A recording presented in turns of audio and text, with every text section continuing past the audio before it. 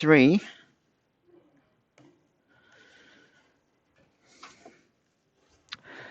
Let's start with this review of the stem and leaf plot that we had.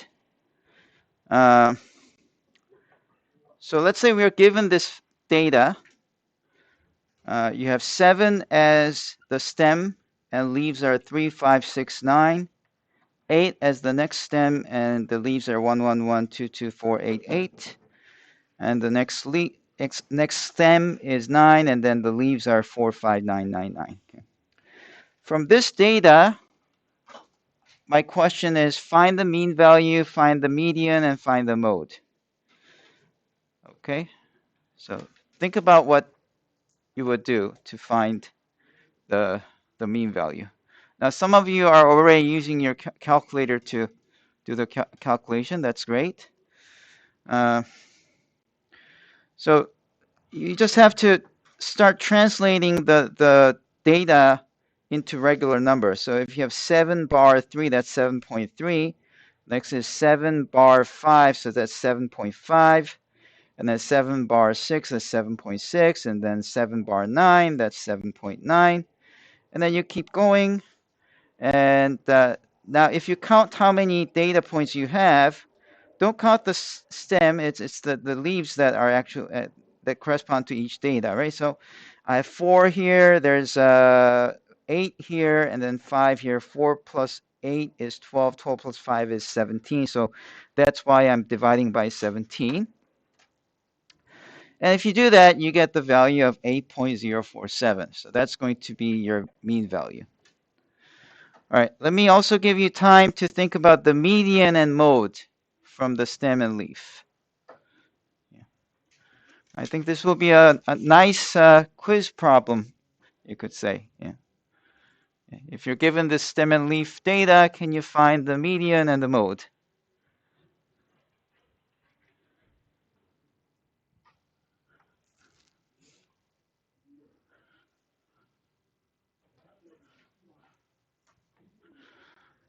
Okay, did anyone figure out the median?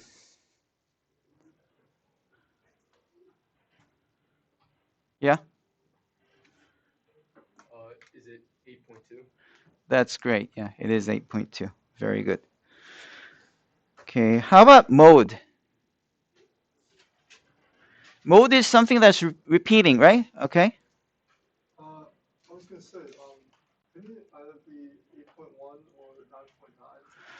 Right. So you see that there's the 111 repeated 3 times. So 8.1 is also mode, and 999 also repeats. So 9.9 is also mode. Right. Those are the things that repeat a lot. There's nothing that repeats 4 times or more. So 3 is the max, right?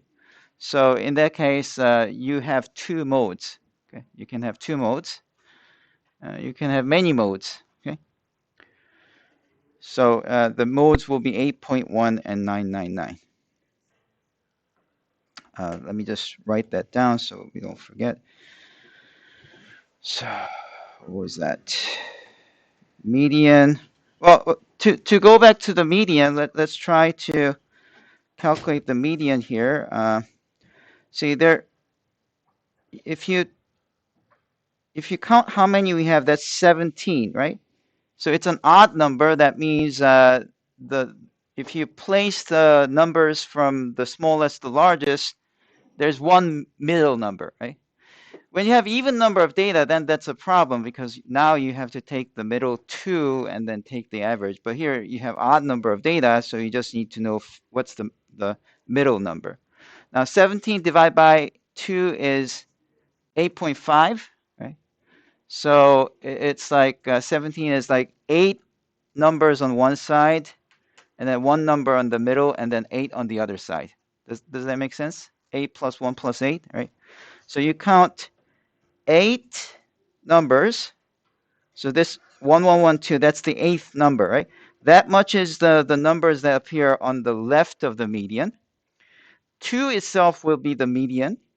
And then 488, 45999, those are 8 numbers that's on the right side of the median. So we know that the median value should be the one that corresponds to 2. But what is 2? it's stem 8 bar with 2, and the legend says that if you have 8 bar with something, it means something dot something, right? So the answer would be, median would be 8.2. Now the way you read the stem and leaf always depends on the legend. So in a stem and leaf plot, you always have to be provided with the legend because it's different. Okay. Yeah. If by chance I put something like this on the exam or the quiz and I forgot to provide you the legend, then you should all raise your hand and ask what the legend is. All right. And then the mode, as we discussed, this will be 8.1 and 9.9. So there can be more than one modes. Okay. Now let's talk about outliers. So if an outlier is present, which values change a lot? So here it's the exact same data, but let's say you got a new data and now it's like 12.4. And not only is bigger than 789, it's like much bigger. So this was like, the previous data was somewhat between plus or minus 1 of 8.2, right? But this is somewhat something like more than almost like 4 above 8.2, right? So that's, if you actually drew a histogram, you would see that this 12 bar 4 is something of an outlier. Now, when you are working with data, when you have an outlier, often it's something that's taken with care, that has to be taken with care, because one big source of outlier is a mistake. So when somebody was putting some data into the system and by mistake put something strange, right? So that's the first thing that you have to investigate. Another would be like this data was obtained in a totally different situation. So I don't know what this data is, but if it was like some size of cucumbers, I don't know why I'm thinking of cucumbers. I just thought of random things. So let's say you have some size of cucumbers, but this 12.4 is happens to be a completely different variety of cucumbers that happen to be in your data, right? So in that case, you might have something like that. So what one would like to have is that when you have a presence of outlier, you don't want your summary to change too much. So let's look at the mean and the median and the mode and see what happens. So first of all, the mean is pretty much the same thing, except that this new data point 12.4 is added. Oh, by the way, I forgot to say, instead of writing 8.1 plus 8.1 plus 8.1 3 times, I just did 8.1 times 3. That's easier to enter into your calculator, right? Yeah, you don't want to write the same number 3 times. Just do times 3. That's easier. So that's what I did before. But then I just add this new 12.4 as the new data point, divide by 18, because now we have 18 data points, not 17. And the resulting answer is 8.289. Okay. On the other hand, let's think about the median. The median would be, well, it's now 18, which means if you divide by 2, it's 9 and 9, right? So you would have 9 on the left side of the median and 9 on the right side of the median. So let's look at the ninth number. 1, 2, 3, 4, 5, 6, 7, 8, 9. Right here, ninth number. And 4 is the 10th number. And if you take the average of 2 and 4, what do you get? 3.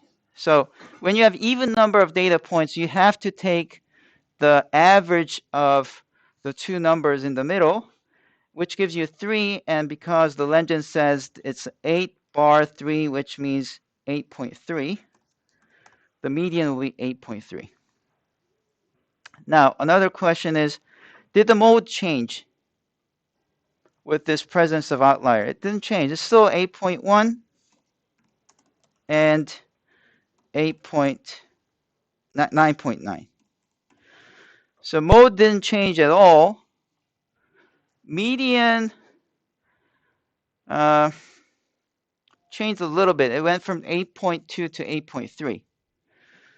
Now, the mean value, if you recall, it was 8.047, and it went to 8.289. So it's about like 0.25 was increased. So the one that was most influenced was what? Mean value was changed the most, okay? And median next, and mode didn't change at all, right? So this is something to think about. When you have a data with outlier, sometimes the simple mean value might not represent the entire data. It might not give you a good idea of what the usual value would be. Yes, you have a question? Why is the mode 9.9?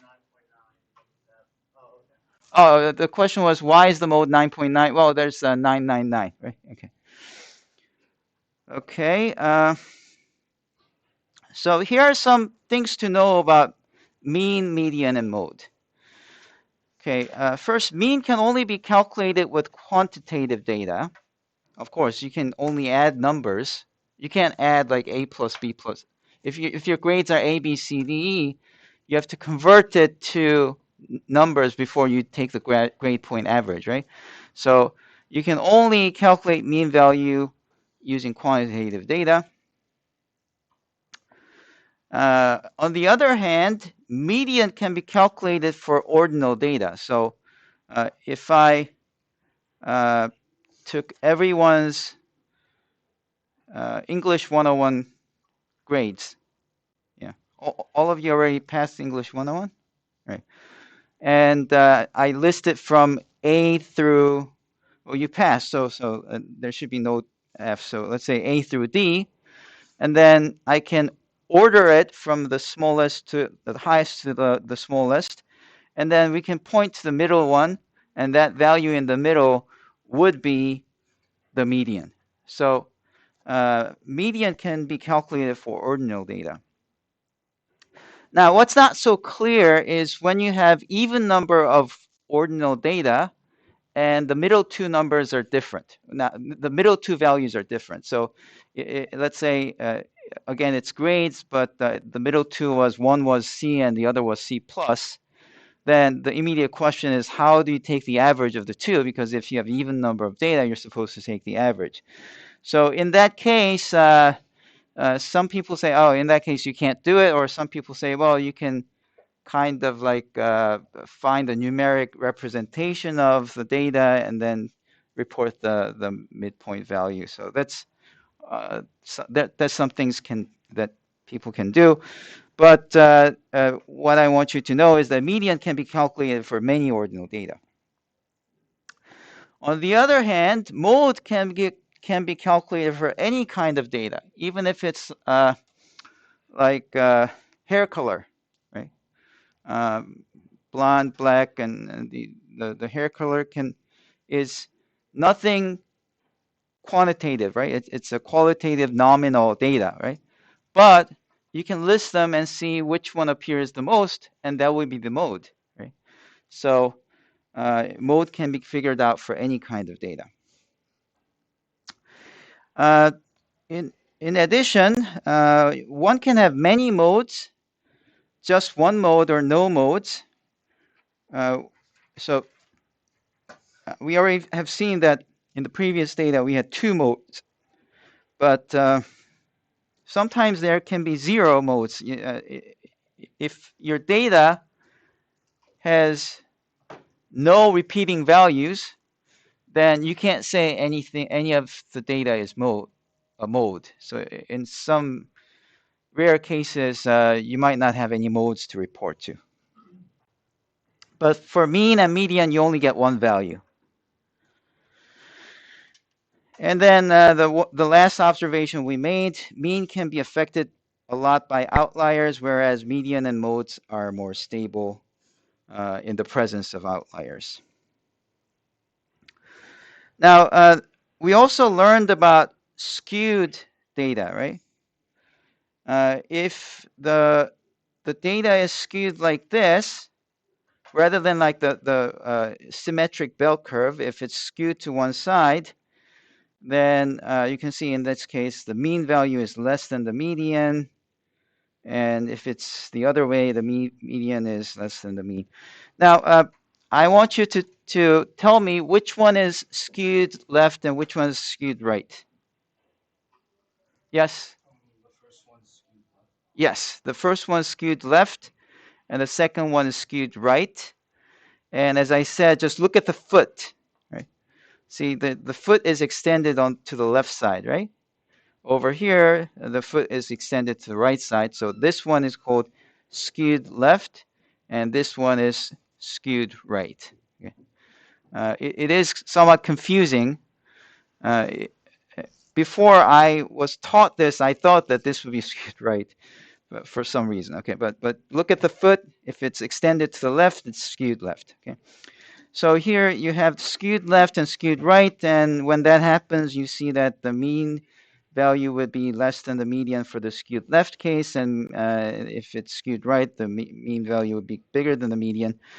And when data is highly skewed, you would want to have use the median to report. And that's often done in real life data. If you look at the government data, the way they report it, when they report the household income, for example, they don't talk about the mean household income because, uh, you have Elon Musk and Bill Gates and a few people that's like totally skewing the data. So the mean value doesn't really reflect the true middle average American household's income. So what they do is they look at a sample of the data, preferably something large, or you can also use census data, and then you take the income median, and that is reported. So, for example, if you Google it, you can easily see that in year 2020, median U.S. household income was $67,521. Okay. Now, in the last class, we learned about quartiles and percentiles. Um, let's try to review that. And with the quartiles known, then you can draw something called box-whisker plot. So first, the median, that's easy. This is 7, and right in the middle, that's median is 7, right? The data number of data is 7, and right in the middle, that's 7. Okay. Now, how do you get the upper quartile? Do you remember how to get the upper quartile? Yes? Yeah, so what you do is you delete the median. If you have odd number of data, then you just delete the median, and immediately the data is now split into the upper half and lower half after deleting the median. Now, if you have even number of data points, then you don't delete the median, okay? Yeah. So you take away the 7 in the middle, and now you have 11, 13, 7 as the upper values, upper half values, and 2, 3, 5 as the lower half values. And the upper quartile is simply the median of the upper half values. So what is it? 13. Thank you. And then what about this one? 2, 3, 5. What's the median? 3. So we have the lower quartile as 3. And with these values, often what people use is a box-whisker plot.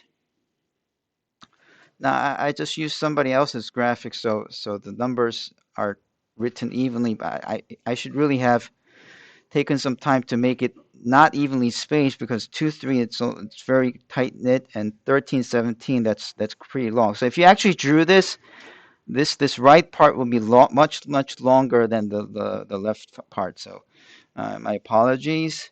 But anyways, you see what a box whisker plot does, right?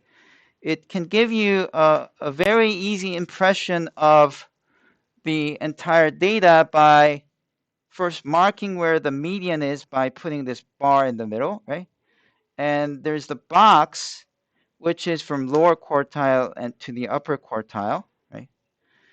And the whiskers are extended from the upper quartile to the highest value, and also the lower quartile to the lowest value.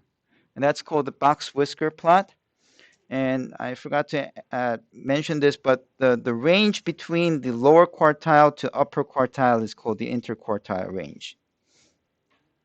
Okay.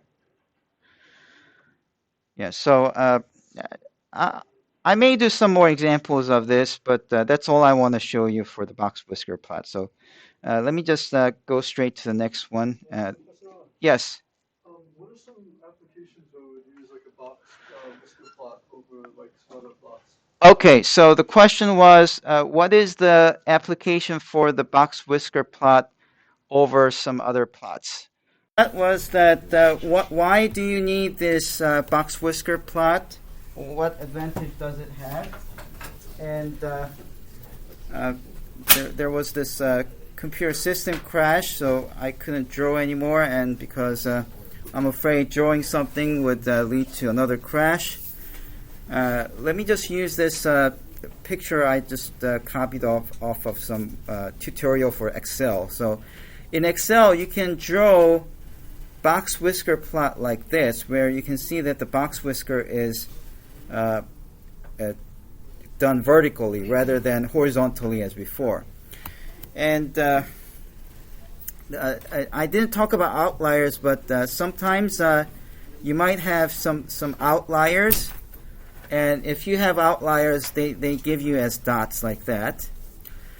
And the difference between having a box whisker plot like this with the Pareto chart is like a histogram, but you have English, physics, and math. So you could have just put medians. You could report the histogram with these medians. So you might have a box starting from English bottom up till here, up till the median right here, and then here. I don't know what these three values represent, but probably something like scores between different sections or something. All right. So you would have something like this, but giving the box whisker plot is much better because you can see that even though your two groups may have, like this group, these two groups may have almost the same median. If you actually look at the score distribution like a box whisker plot, you can see that one side the grades are much more diverse, right? It's spread out. Okay, so box whisker plot gives you more information, and sometimes people don't just want the median value; they might actually want to know how tightly knit the variables are, or how spread apart the variables are. That's why you would need the box whisker plot. Okay, does that answer your question? Yeah. Yeah, great, thank you. Yeah, sorry about the whole system crash. No, you didn't cause it. It's just my computer requires more RAM. I hope the school wasn't too cheap. All right, yeah. But I'll buy some more RAM and put it, yeah. Okay, now let's see. Let's talk about variance. Variance is a more important topic. So what is the variance? Well, it's a measurement of how much the data is spread out. So you can have two kinds of data whose histograms look like this orange one or this blue one. And you can see that although the area under the curve are somewhat similar, the orange one is more widely dispersed, right? And we want to have a measurement that gives you some idea of how widely dispersed the data is. And that's called the variance. Now, the way you calculate the variance, let me present you the formula. And with all these Greek letters and sigmas, it might kind of scare you, but there's nothing to be scared about. So the first one is this strange-looking Greek letter is mu. You should memorize it. I mean, I've seen a lot, well, we don't have any Greeks on campus, but a lot of other colleges have Greek fraternity. Oh, we do have Greek frats here. Yep. Oh, really? I didn't know that. Okay. So you guys are good with Greek letters, right? Yeah. No, you should know. Yeah. So this is mu. To add to the confusion, just like English alphabets, Greek letters also have capitals and lowercase. So this is lowercase m, mu. So why would we use mu or m? Well, that's because that's the mean value, right? Okay, and this sigma is a capital S in Greek. And why would you use capital S? Well, for the sum. So when you write down sigma xi, that just simply means that you sum all the data. So all the values are added, and you divide by the number of data. So it's exactly the formula that you already know, right? Okay, so hopefully that makes it less scary. Good? All right. Now let's move on to the next one. Then the next question is, what is the variance? Well, the variance is you want to know how far each data point is to the mean value. So if you take the difference, if this difference is big, that means the data value is very far away from the mean value, right? If the two values, the difference is small, then the two values are close apart, close together. And now the problem is, if you simply add them, then you get the negatives and positives, so you don't want to mix them because they might cancel. So in order to make them positive, you take the square, because a square of a negative number is still positive, right? You know that, right? So squaring is done so that everything is positive. Now, there are indeed other ways that people think. Sometimes people will just take the absolute values rather than taking the square. But the problem with the absolute value is that they're not so easy to deal with for mathematicians. So the mathematicians just decide to square them. Okay, so square them to get positives, and sigma just means add them up, and you divide by the total number. That's what you do. Okay. Now this letter right here, sigma, that's the lowercase s. Okay. Yeah. So make sure that you memorize these Greek letters. Okay. Yeah. The lowercase s is used for standard deviation, the s of the standard deviation. That's why we use sigma. And if you take the square root both sides, you get the formula for the sigma itself, which is sigma would be the square root of this thing.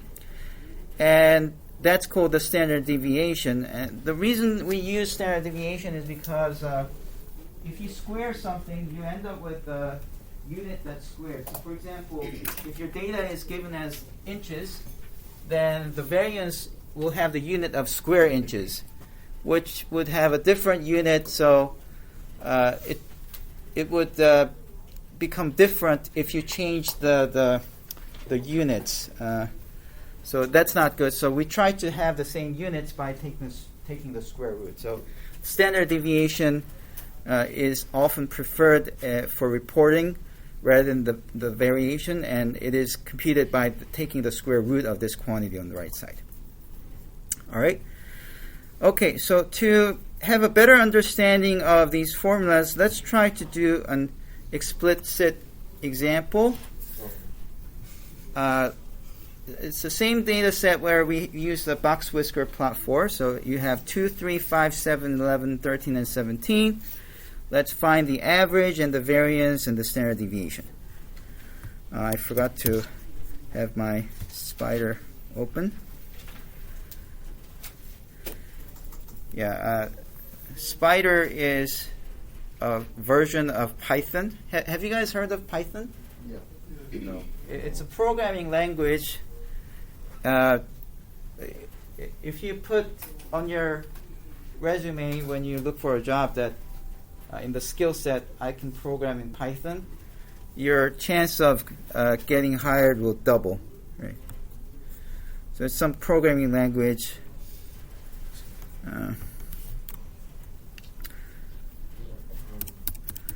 But don't worry too much. I'm not going to be asking Python questions on the exam. All right, so let's just do this. We want 2 plus 3 plus 5 plus 7 plus 11 plus 13 plus 17. We have 7 number of data. And to get the average, what should we do? Divide by? 7. Right. Okay, so you have 8.2857. Let's just put it as a mu. So mu is this. Mu is the above value, right? Okay, now what do? We have to do, for each value, we have to subtract that mu. 2 minus mu, and then you square. In Python, square is star star. Okay, but otherwise, nothing here should be strange to you, right? Okay, so and then plus you want to do 3 minus mu squared. Let's open a parenthesis. Plus 5 minus mu squared plus 7 minus mu squared plus 11 minus mu squared plus 13 minus mu squared plus 17 minus mu squared. So you just take the difference between each data with the mean value mu, and you square it so that everything is positive. And after you do this, what do you divide it by? 7. Number of data points. And you get 26.48 something something. Okay, so let's call that let's call this V. You see, I'm not really using Python. I'm just using Python as a calculator. But now I have to do something. So this is Python.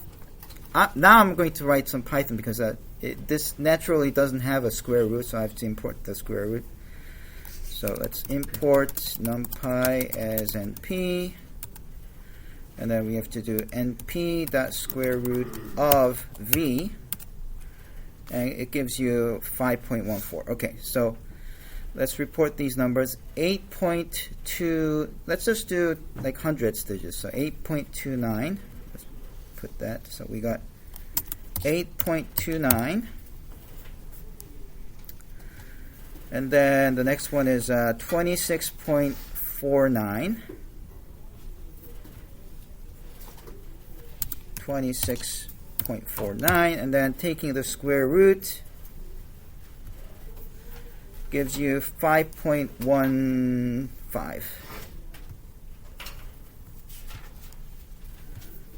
And nothing in here that I did with Python would be impossible for a calculator. You can do it with a calculator, right? Okay. So see if you can do the same thing with the calculator. All right.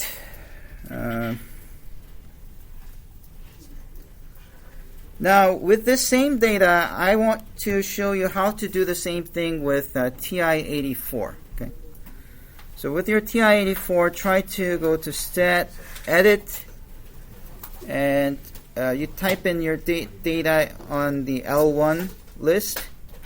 After you type in your data, 2, 3, 5, 7, 11, 13, and 17, and then you do second quit. Okay. And then you can calculate one variable statistic. So try that. Maybe I should write down the data so you can enter it. The data we had was 2, 3, 5, 7, 11, 13, and 17. Okay. All right, let me also do this as well.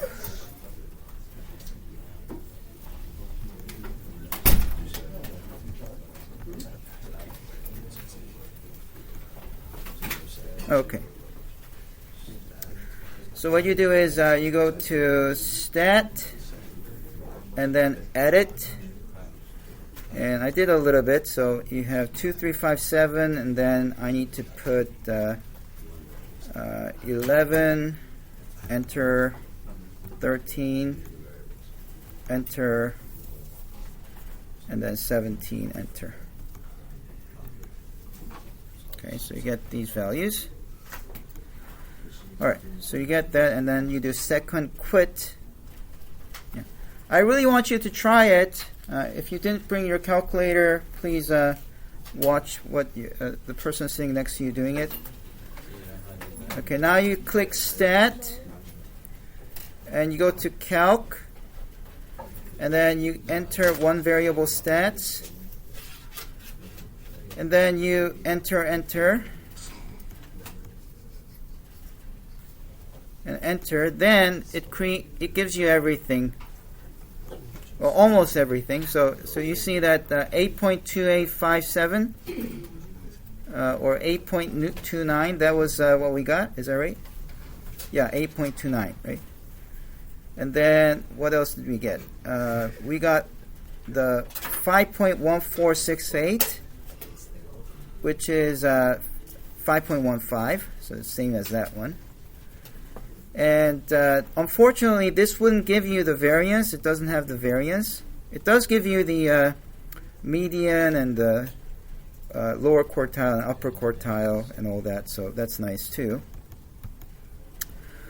But since it doesn't give you the variance, you now will have to take 5.1468 and square that. 5.1468.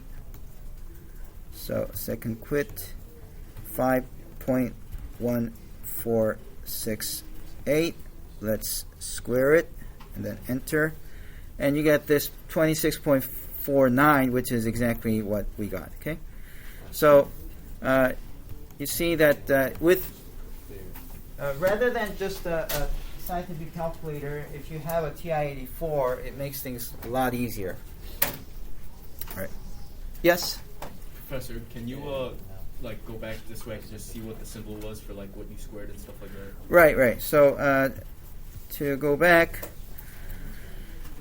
you have to click Stat and then Edit, and then on the L1 column you have to type in your data. And the data that we used was this. Then you do second quit to get out of Stat, and then you go back to Stat to do the calculation of one variable statistic. So I guess that part is the one that you didn't catch. I might have gone too fast. So you do Stat, and you go to Calc, this calculate, and then you enter one variable stats. And if you do this, then you get all the things. Okay. Yes. Yeah. So after that, you after doing the enter, you get this one. Make sure that you're doing the L1. If your list is a different one, then you have to change it. And to change to list 2, what you have to do is you have to do second stat, and you can select which list to use. But we have our data in L1, so we can choose that one. And then you go frequency. If there's a frequency list, you can also use that. And then you do the calculate, and then it gives you all this. Right? Okay.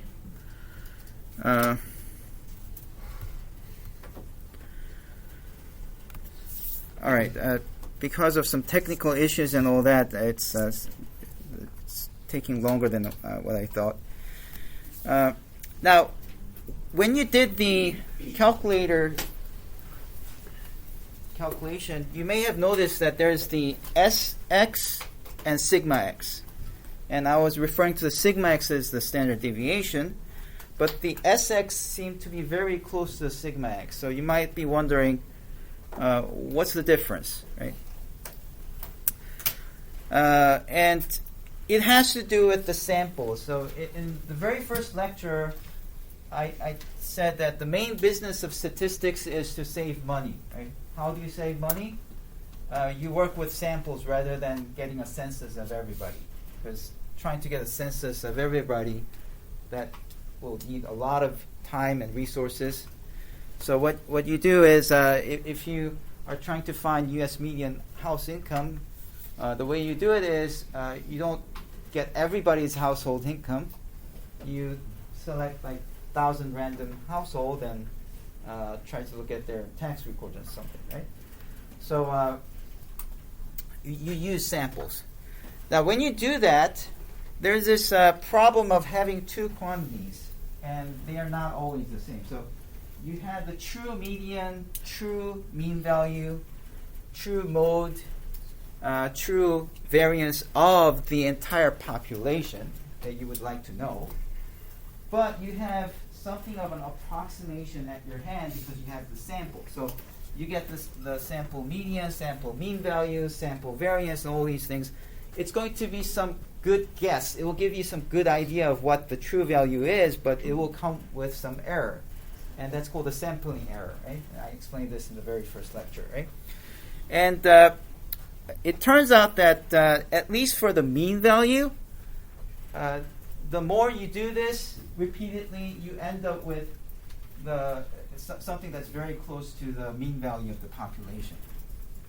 On the other hand, a mathematician named Bessel realized that for the sample variance, it will always end up being slightly smaller than the population variance. And he realized that there needed to be a correction. So the correction is that, look, this is almost the same formula. The only distinction is that instead of dividing by n, you're dividing by n minus 1. All right? That n minus 1 is called the Bessel correction. Okay. And I actually want to show you a demonstration using Python. And once again, I'm not going to put any questions in Python. But, when you have to do something really fast and repeat it a lot, programming is the way to go. It's hard to do the same thing on Excel or something else. So I'm just going to copy this. And by the way, I don't even remember all these things. I just typed up and Googled some code, and I just modified it slightly for my needs. So let me just copy this and paste it on the spider. But I will try to explain you the relevant parts, because those are important. All right, so let's just look at this one. Mu and sigma, as you know, these are the mean value and the standard deviation of the entire population. And S is a sample, so S is the data. S is the data set. And I'm just going to produce random numbers, and normal means it's a bell-shaped curve, which has the mean value of 11 and sigma as 3. And I'm going to produce 1,000 data points. Imagine trying to do that on Excel. It won't be easy, right? So I have that. Okay. And it produces this nice-looking graph, and that's the graph, the histogram of the data set that we just produced. And you can see that the average is about 11, and the variance will be about 3. Okay. Let's go back to console. All right. So if you are curious to know what S is all these numbers. It's like a lot, right? And average value is about 11. Now, let's say this is like some big population data set, and you're running a company, and you have to figure out some features about this data. And trying to contact 1,000 people at once is too costly. You have to take a sample. So, and we'll go really small. Like let's just say we choose 5 data points out of the 5. So the way you do this is, let's see, how do you do this? NP random net trace. Okay. So if you do np.random.choice, And from S, if I take size of 5, what this does is I randomly selected 1, 2, 3, 4, 5 data out of the data set S. Now, if I repeat this, it will always give me different ones. Okay, so that's your sample. So let's just say sample is this thing. Now let's find the mean value. So np.mean of sample. It gives you 9. Well, is that close to the actual mean value? Do you remember what the mean value of the population was? Remember? We saw the graph, right? Histogram. Where was the middle point? All right, let me show you. What was the mean value of the population? 11. So we chose it as 11, right? When we actually generated it, we had the mu value as 11 and standard deviation is 3, okay? So we were hoping that the sample would give us 11 as the mean, but it does have sample error. So sample error is about 2, because 9 is 2 away from 11. Does that make sense? Okay. All right. Now we are going to take another sample. No, not that. Do this again, and then take the sample. This time we are overestimating, right? But would you believe me that if you repeated this like 100 times, and if you took the average of them, you would end up with something that has the average of 11, right? So here's what I can do. I can loop this. If you want to repeat something over and over again, you use this command for. So for I in range 10. So I'm going to repeat this 10 times, but let me make a list of means. So I'm going to make a list of means, and then what I'm going to do is I'm going to take a sample of size 5, and then I'm going to append the value of the mean. So I'm going to append the value of the sample, the mean value of the sample. I do this 10 times. Let's see what's in L. This is what we have, and you see that, oh, the 14 was like an outlier. In most cases, you get something that's between 9 and 11. Now, let's try to take the mean of these means. Okay, so the mean of means, no, not that one. Okay. So mean of means is you want to take the mean of, this is a list of means, so I'm going to take the list of the mean of those means, and you get 10.888223, which is very close to 11. The actual value is 11, so the sample error now is 0.12, or even 0.11. Now, if you're not satisfied with this, we can just do this 1,000 times. And I can do it because Python is wonderful, just like that. Okay. So I do this 1,000 times, and then if I do the mean of means, I get 10.9, so it's even closer.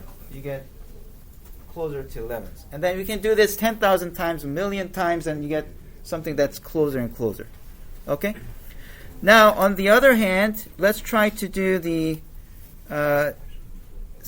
NP standard deviation of the sample. Let's select another one.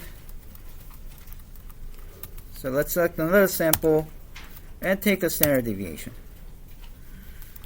Let's take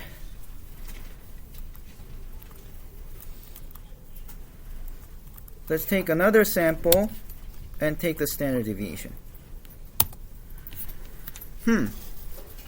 Now, do you remember what the standard deviation of the entire population was? Yeah, I show you the code. It was 3. Okay. But when you look at the standard deviation of the sample, and we did it 3 times, it's all lower, right? Maybe it could be just by chance, but if you do it again, you'll see that it's mostly lower. It could be a little bigger, but it's mostly lower. Oh, now it's bigger than 3, but there's more probability that, oh, that's even bigger. All right, that's not what I wanted. But it's all random, so I don't know.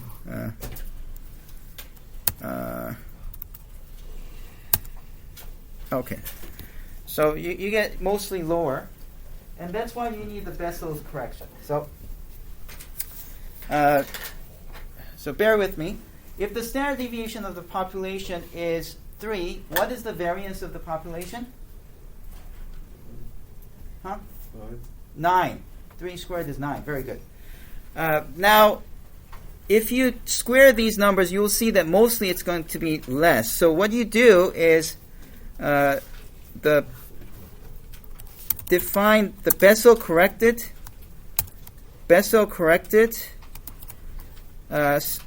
standard or variance of a sample, a list, would be total equals to 0 for I in everything in the list. What you want to do is first, mean value would be the np.mean of L, and then what you do is you want to add to the total the different squares of each xi with the mean value, and then you square that. And you're going to return not the total divided by the length of L, but you're just going to subtract 1 off of that. That's minus 1. That is the Bessel's correction. Okay. So if I do the BCV, Bessel corrected variation of the sample, then it's bigger than what you would get. So let me take now variance, and for I in range of 1,000, and then let's just take this, and then we do v dot append the BCV of the sample, and then if I take the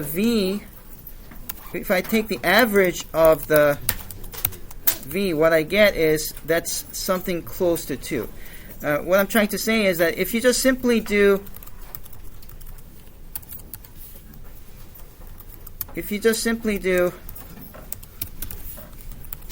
the uncorrected version, which is np dot standard deviation squared,